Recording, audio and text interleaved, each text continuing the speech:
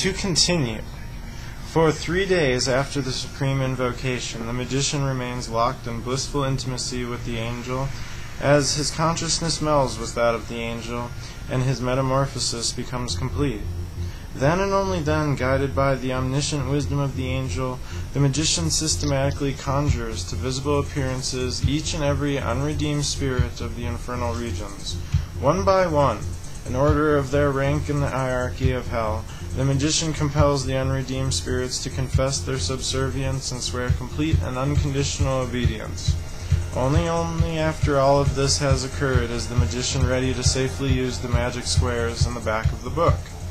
The systematic, almost scientific approach of the ABRAMELIN method appealed instantly to the late 19th century esotericists. The few volumes of the first edition of the Mather's translation were immediately snatched up by members of the Golden Dawn and other interested parties, many of whom were naturally more interested in theoretical aspects of the work rather than actually performing this operation. Still, its reputation as a bona fide magic book, rather than merely a book about magic, soon spread, and what with its dark notion that because the book revealed the secrets of how to conquer the world's evil spirits, then the evil spirits would do anything to keep this knowledge from the world. Rumors spread that the sacred magic of ABRAMELIN the Mage was a sorcerer's handbook, that it was dangerous to even have a copy in one's home. And to deter here, it's interesting of what other book we have heard of this once before of the Necronomicon. Anyways, sadly, from almost the moment of its publication, the bright glories of this marvelous and unique document were eclipsed by the most ridiculous fears and superstitions. I confess, in 1976, when I first ran across a copy in a used bookstore in Hollywood, my hand actually shook as I pulled it from its place on the dusty shelf. Fearing demonic attack, I very cautiously drove home and tucked it away in a black borrowed slipcase and kept it apart from my other books. Not wishing to take responsibility for the unspeakable evils that might befall them, I refused to loan it or even show it to curious friends. Something also of a mindset with the Necronomicon. To continue.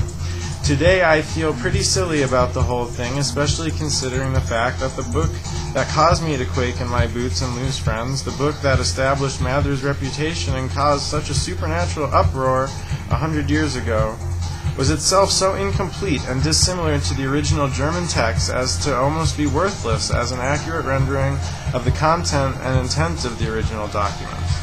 This is not to say that Mather's sacred magic is not a valuable contribution to the library of Western magical literature, or to suggest that he did a poor job of translating the 1750 French manuscript into proper English. On the contrary, experts tell us Mather's did a wonderful job. The problem rests with the woefully incomplete and doubtful French text from which he worked.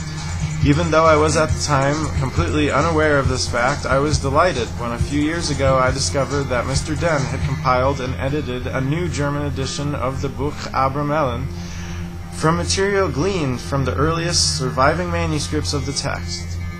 Naturally, I lamented the fact that I could not read a word of German, but was soon cheered by the news that there would be an English translation. I contacted the publisher to offer my assistance and was sent the partially edited manuscript. The moment I set it side by side with Mather's translation, I realized that nearly everything I thought I knew about the magic of ABRAMELIN was going to change. The first and foremost obvious difference between the two texts is the style of the writing itself. I was delighted how easily and naturally Mr. Guth's translation flowed compared to the formality of Mather's King James style. This I more or less expected. What I did not expect was how the text itself differed in content. First of all, the original book was comprised of 4 books instead of only 3 that there are found in the Mather's edition.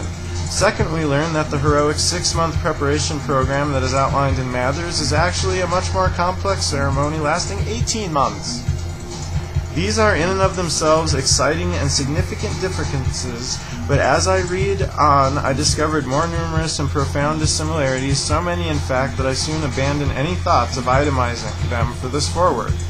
For those readers who are familiar with the Mather's edition, these will become abundantly obvious the moment you open this book being the Ibis Edition Press version of it. I feel I must, however, point out something in particular that is likely to be quite unsettling for all those who have held in particular reverence the section of the sacred magic that contains the magic squares. The fourth book of ABRAMELIN, Book 3 in the Mathers, is comprised of 30 short chapters that present us with a series of magic squares containing letters arranged upon a grid or matrix of smaller squares. The magic squares for each chapter are numbered. They are preceded by a numbered index outlining each square's particular virtue and power. Justified or not, in the minds of many practicing magicians, this section of the book is magically the most important. Once the magician has successfully gained knowledge and conversation of the angel, he or she is instructed how to use the magic squares to effect all manners of wonders. As one might expect, this part of the book has always been alluring to would-be wizards who would go straight to the section and find themselves devilishly tempted to use the squares without first going to all the trouble of invoking their holy guardian angel. Many a fabled misfortune, real or imagined, suffered by Golden Dawn-era Magi was blamed on the premature use of these squares. Crowley himself treated them with particular respect and carefully hand-copied a complete set and bound them in expensive folio.